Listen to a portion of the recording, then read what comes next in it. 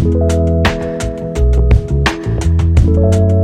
my name is Lyla. Welcome to Discomfortable episode 2. Today I'm going to be talking about everything you need to know about friendships and kind of what you need to bring to the table and what you should be asking for and looking for to make real friends. Emphasis, not just friends, not just acquaintances, but how to make real friends that last, that are there for you when you need them and that you are there for when they need you. And it's like automatic in your brain. It's not something you have to like force yourself to do. A lot of the times we don't realize that we don't have friends and we have acquaintances, and sometimes it's difficult to differentiate between the two. So I'm going to also help you do that, and then how to make real ones, because I know that can be really hard sometimes. As somebody who struggled with making friendships when I was younger, if that girl could see me now, she would not believe it. That's not to sound big-headed, because anything can change at any moment, at any given time. You can make friends, you can lose friends. As beautiful as friendships are, sometimes they're not stable. Like, I'm gonna be moving, for example, and I have no clue what's gonna happen after this. But you know what? These past 2 years have been great, and I definitely learned a lot, and so I think that you can too. So here are the 5 reasons why I was able to, I like to say, attract friendships, but I don't know if I actually attracted them. I mean, I can take a look at my old manifesting stuff. It's eerie, like, how true it came out to be, but I still don't like to say attracting 100%, so we'll just say how I was able to make friends. So about 3-4 years ago, I'd never really had extremely close friendships. I was always very self-reliant, but back then I really didn't give a shit. I don't think anybody did. When you're a child, it doesn't really affect you as much as it does when you're older, not having friends. You know, when I was a child, it was all focusing on school, it was focusing on books, and it's just so many different interests and things that I actually never really had time. I never felt like there was an emptiness in my life ever. So it wasn't until COVID that I realized, wow, I'm kind of lonely. That's the first time that I realized I actually wanted to make friends, right? So I really tried. In grade 10, I would literally go around class introducing myself to everyone. I remember I did this in my accounting class, and I was hit with really not so great energy. From some people, it was amazing. I did actually end up making not really friends, but a close acquaintance. We were super nice. We knew each other. We had lunch together, blah, blah, blah. Like, not a super close friendship, but I still met, like, people. You know, it was better than what I was doing before. So this was when I really put myself out there. But putting myself out there made me realize that it's not all it's cut out to be. And despite being friendly, like genuinely friendly, despite giving it all I had and working on my communication and being brave and putting myself out there, I did not receive the response that I wanted. So the first thing I want to clarify to you is it's not always communication and it's not always you. Friendships, there's no like one specific recipe for it, because a lot of the times we think that when we don't have any friends, or if somebody doesn't have any friends, or they're a loner, then it's because of them. And it's because of the lifestyle choices that they made and the type of person that they are. And I just don't believe that to be true. I think there are so many more factors involved in friendships, relationships, and everything. Relationships are not complicated for no reason. Like, there's a lot of stuff that goes into these, into building that foundation. And so if you don't have the type of friendship that you're looking for, I don't think that's really a bad thing. The way I see it is good friends can make or break your life. Like, they are really, really important. Just as important, I would argue, as a significant other. Now, for your significant other, you would choose carefully, right? Say, if you were looking for somebody to marry, just hold on a second. You wouldn't just pick somebody off the street and say, hey, I want to marry this person. No, you're gonna actually focus on that. The initial stage even of just like finding somebody to be with, like that's tough. That's really hard, and it's something that a lot of people don't get until they're a lot older. So if you don't have those friendships, I'm not saying that this is the same as marrying somebody, but it is definitely on a similar level to an extent, because friends are really important. So once again, if you don't have them right now, it's not the end of the world. It doesn't matter how old you are. I think you can honestly attract friendships into your life at any given point. I'm going to be differentiating between acquaintances, friends, and then real friends. I think that's one of the biggest things people can struggle with. You know, usually people have a lot of people that they hang out with and they go out with, but they're still not sure if they can call them friends. And so that's what I want to focus on first. So differentiating between real friends and acquaintances and people that you just have to kind of spend time with because you go to school together. It's inevitable. The first reason why I think I was finally able to make real friends is because I had 3 non-negotiables that I was not going to be changing changing for anyone. If you are not willing to make these changes in your life or apply them to your life whatsoever, then we're not going to be friends. Like, that's it. It's either all or nothing. And I'm not saying that that's 100% and that's what you should be doing for everybody, but I 100% think that you have to do that in some cases, and certain things do have to be non-negotiable, because if you settle for some of these things, you're going to end up putting yourself in a situation that's going to be really difficult to come out of, and you're honestly not going to be feeling great with the people you're spending time with. You can have more than 3, obviously. You can have as many as you want. So the 3 non-negotiables are, number 1, we have to hang out in person every once in a while, at least as often as possible. We have to be making an effort to see each other in person. You know, even if our lives are busy, even if yada yada yada, we have to at least try. Number 2, we have to try to call rather than text, or meet up in person and then talk. And number 3, no gossiping. These are my 3 non-negotiables. If you cannot accept these, then sorry, bye. Number 1 and number 2 kind of go together. Trying to hang out more in person, and also like trying to call rather than to text or to meet up in person. The reason I want to do these things is because I don't know what percentage it is exactly, but I believe over 70% of our communication is through body language. 70%. So when you think about that, when you're texting somebody, you're not gonna nearly communicate as well as you can in person, right? That's just my first thing. And then also, if you want to make a relationship or a friendship work, you have to be putting in effort. And guess how you put effort in? By making the time to see someone. Now, these are specifically for people that you know in real life. Obviously, you can have friendships online, you know, or you live in another country and you can't see each other every single day. But if you, for example, live in like the same state or the same province or go somewhere near, and you're still not making the time to see each other every once in a while at least, even if you have busy schedules, then you're not a very good friend, and neither are they, and your friendship is probably not gonna last. I will say it right there. Unless you have valid reason as to why you can't meet up, like you should be meeting up, because a lot of the things you can like clear so much air just by seeing a person in person, especially in the beginning. You know, if you like really establish a friendship and you guys are like totally besties now,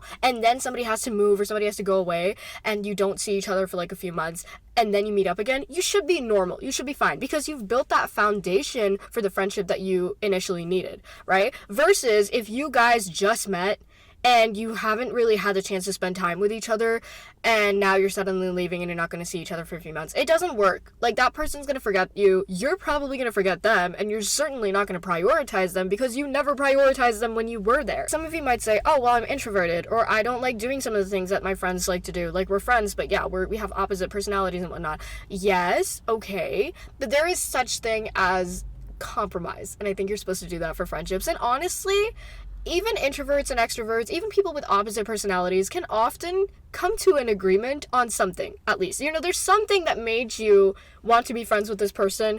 You probably have more in common than you think.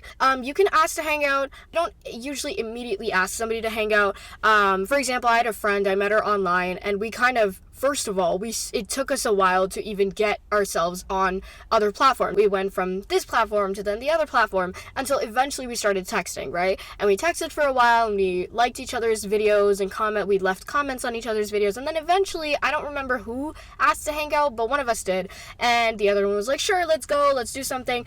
So I understand that it takes a while, and you might need to text initially, but if the goal should be to hang out. The second one, no texting, or little texting. The reason I say that is because I hate texting. I think it takes so much time.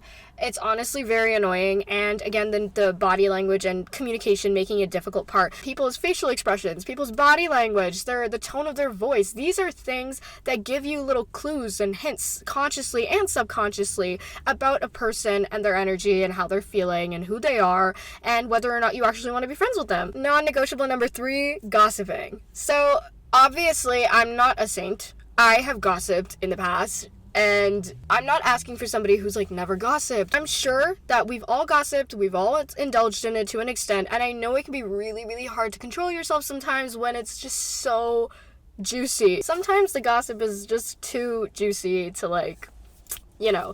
If you do it every once in a while, once in a blue moon, or if you like spilled something and you didn't really mean to, it's fine, it's okay. But if you're like a chronic gossiper to the point where you are doing it every single time, that is the only thing you can talk about with me, other people, when you're with me, it's a red flag, and it kind of builds up every single time. Yeah, I had a group of friends who did this, not as much. Thankfully, we did a lot of other stuff, which is why I let it go for so long, because these people were like, academically stimulated, and they were like passionate about a lot of other things, and they were often talking about those. Very rarely did they gossip, but when they did, it would be so juicy that I would find myself indulging like all the time, and we could go on for like an hour or two at least talking about stuff. So just red flag, you've heard this saying, if they're gossiping with you, they're gossiping about you, and that is very much true. Like at this point, if you fall for it, that's on you, because it's pretty obvious from the get-go. And if you make it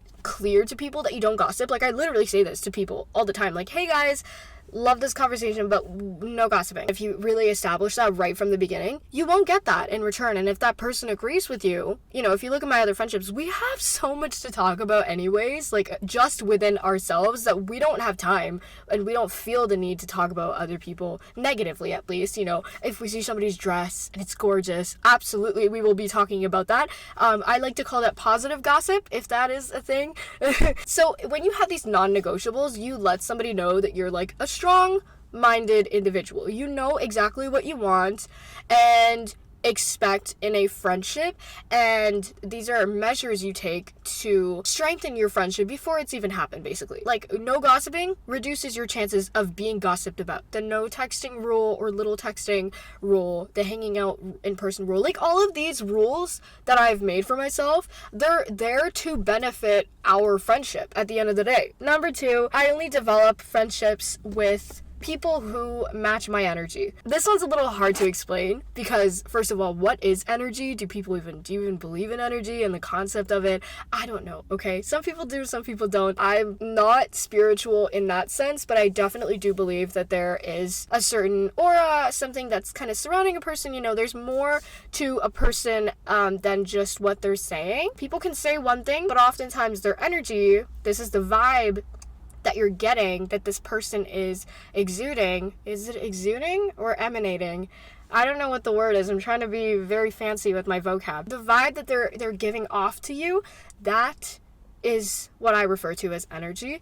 And so this is what you use to determine whether or not they're a good fit for you and if you're a good fit for them. So when I say that people match my energy, it's kind of in response to some of my interests. We feel a certain way about certain things. Like, for example, I have friends who love art and who love film, and the way they feel about it is very different from other people I've met. I've met some people who are completely opposed to the idea of taking photos, taking videos. I actually had a friend who I'm not friends with anymore, who was just kind of subtly letting me know that she didn't like the whole filming thing, and it's pretty clear, it's fine. Some people don't like it, but I kind of needed somebody who was on par with that, because filming and taking videos and editing, like all these things, they're a huge part of me, and so I really need somebody who can understand that aspect of me. So now, having similar energy or matching energy doesn't necessarily mean that you have to be the same. It's just kind of the way that you respond to things, that you look at things, that you feel about things.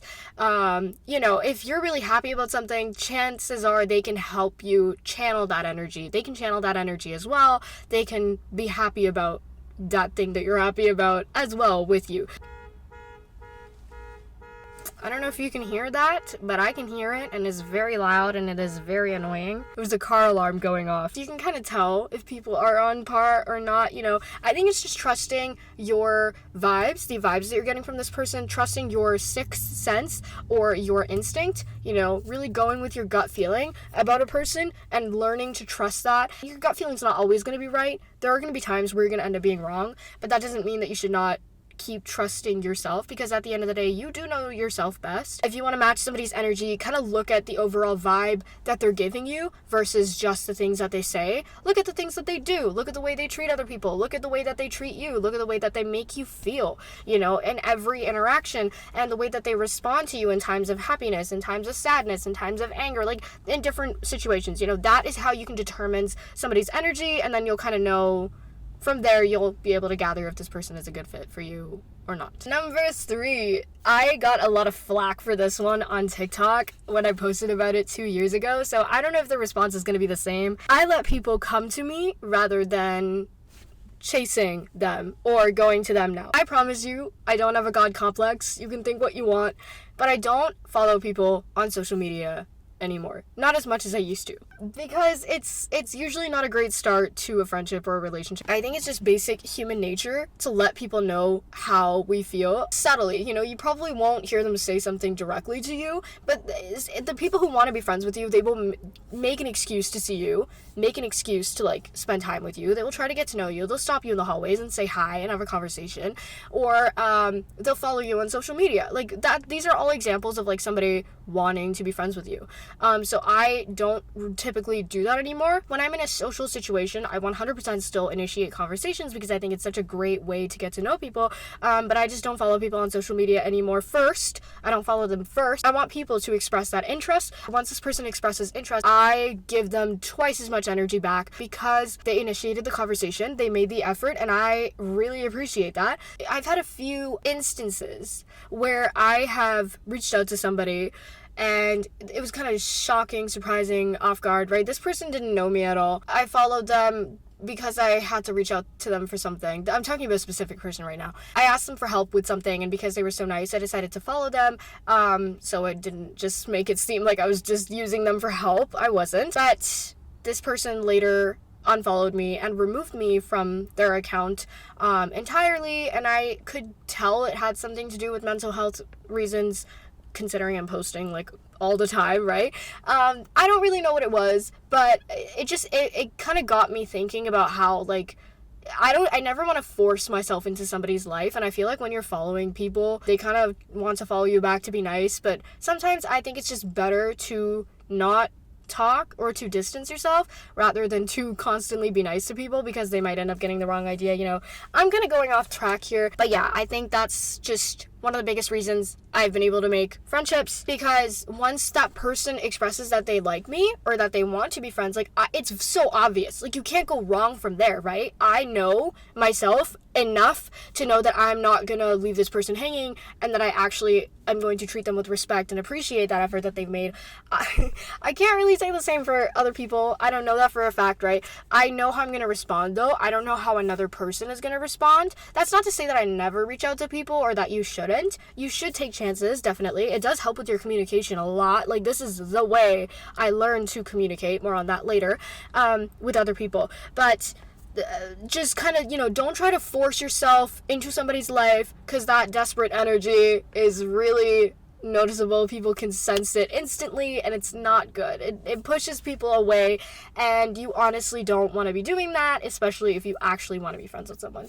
Okay, number 4, I worked on my communication skills. This isn't obvious, and you might be wondering, why is this number 4? The reason for that is because I thought it was pretty obvious. It's something that people talk about all the time. Like, you want to learn to make friends, or you want to bring more people into your life, you have to be really good at talking and striking a conversation. And I'm gonna be honest with you, you do. Like, as much as you hear that on the internet, it is true. You know, there's a reason why people are saying that. Obviously, in grade 10, by reaching out to those people and, like, putting myself out there, I think back then I didn't really realize that.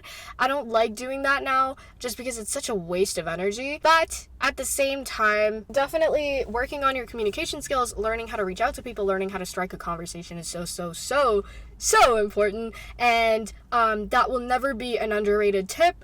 I think that you definitely need to practice this, and the only way to do it is to step out of your shell, step out of your comfort zone, and do things that make you feel really uncomfortable sometimes, but they're gonna help you so much in the long run. And number 5, I learned to differentiate between loneliness and being alone. Oh, and this also kind of ties into something that I was talking to my friend about the other day. Sorry, this is a bit off topic. But basically, we were talking about how important it is to determine whether you're an introvert or an extrovert, and kind of where you get your energy from. Like, I know this sounds like such a first world thing to say, and it's something that, you know, it seems kind of categorical, like we're putting ourselves into these categories and we over-analyzing the situation. But seriously, just understanding who you are and where you come from and where you get your energy from can be such a game changer.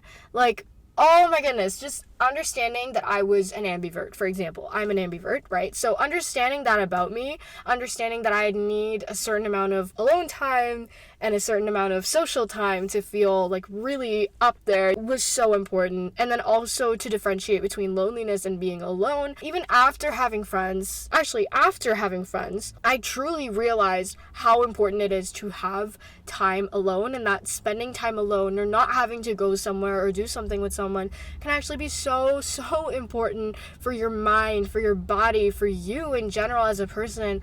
And you need that time to heal. If you're constantly hanging out with people 24/7, I know a few people like this who are just constantly every single day, that's all they do. These people are amazing. Like they're so kind, they're so good at socializing, but I do often feel that there is like a lack of other stuff in their life. You don't want to be the type of person who's like 100% dependent on the relationships in your life, because then nobody's going to want to be friends with you. Like, let's be honest. Okay, so just to wrap up, I'm going to share a message I sent to somebody who's asking for advice on how to make friendships. So I was telling them to work on themselves in order to attract the best amount of friendships that they can in life. And so a lot of people say this, you've probably heard this all over the internet, but not a lot of people elaborate on it. They don't explain what working on yourself actually means, and also what it can do, like the true benefits of it. So working on yourself can mean something different to everyone, but in this case, I mean focusing on becoming a better person for the sake of being better, not to get someone or something. So the intention, it means the most. Where it's coming from, this is not just some stupid shit I'm making up with you. It is your RAS, I'll put it up on the screen, your reticular activating system. I'm not too sure.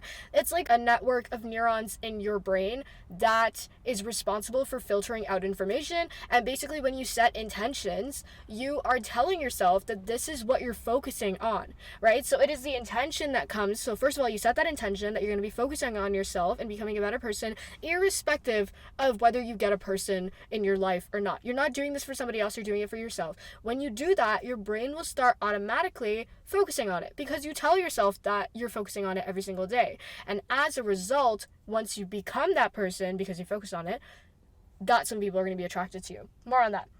So when you focus on yourself and you detach from your surroundings, it opens up new opportunities, and it naturally makes you a more well-rounded and attractive person. Working out can be done by reading, learning new skills outside of school or outside of whatever you're required to do in your life, striking conversations with strangers, basically pushing yourself out of your comfort zone. All of these things together are meant to make you confident, and they will increase your self-esteem.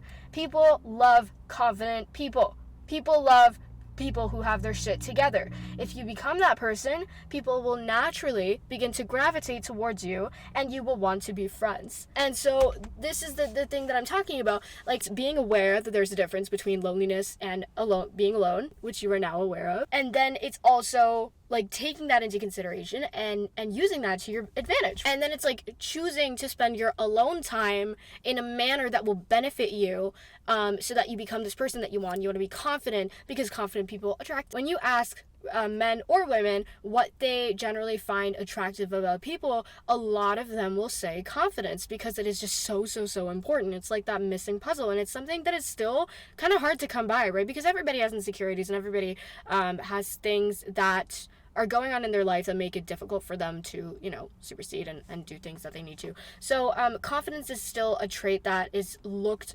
towards very positively. These two types of people are generally, in my opinion, the most attractive in terms of friendship, like most ideal friends.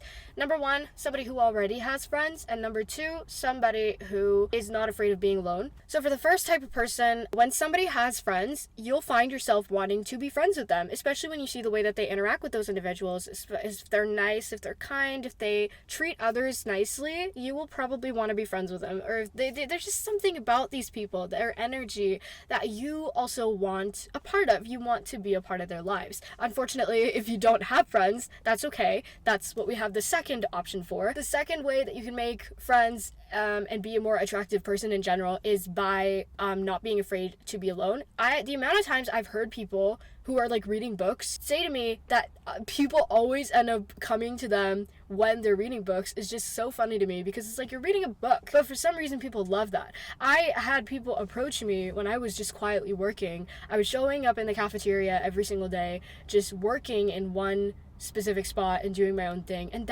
people find that attractive. People love to see somebody who is busy and somebody who is making the most of their life. So yeah, that is definitely what I would recommend. If you, again, want to make friends, then you have to kind of get that stuff down. And also try manifesting. Try talking to the wall and practicing conversations. You can try just doing a few things. I can have a separate video for introverts and how they can come out of their shell. When I was younger, I was definitely very, very introverted. I still am, but not nearly as much as I once was. And I have social anxiety, and I still very much have that today as well. So it can be hard, it can be tough, I understand that. But I just explained to you, like, I gave you a plethora of reasons as to why that's not the only thing that could be holding you back from making friends. That's not the only reason that you don't have friends right now, or the real friends that you were looking for. There's so many other factors involved. Part 2 is going to be talking about friendship breakups, because those suck. And yeah, so stay tuned for that, and then I'm probably going to get a special guest on to talk about one final friendship episode, and then we're going to be moving on to other stuff. But yeah, I'm taking this podcast seriously, except for the last few weeks. I'm going to be moving, and then I don't know what's going to happen for a little while. I don't know if I'm not going to have a car to record in, right? Obviously, this is so important. Like, this is the only place I get where people aren't talking around me, and I can actually record in peace. Ooh, this is so shiny. It's directly in the sun. Okay. Peace out.